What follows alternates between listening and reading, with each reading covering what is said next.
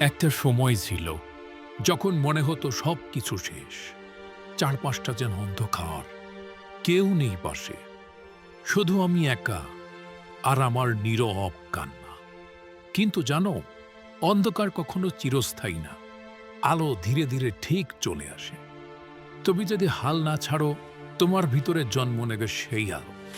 প্রতিটা ব্যর্থতা, প্রতিটা অপমান, প্রতিটা হারিয়ে যাওয়া মানুষ তোমার ভিতরে তৈরি করছে এক অসম্ভব শক্তি, যে শক্তি একদিন তোমাকে অন্যদের থেকে আলাদা করে তুলবে।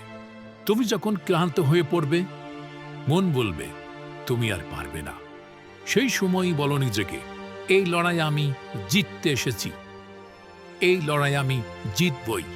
বন্ধু, জীবন কখনো থেমে থাকে না। তুমি যদি দাঁড়াও, জীবন দাঁড়াবে। তুমি যদি হাঁটো, জীবন দৌড়াবে তোমার সঙ্গে।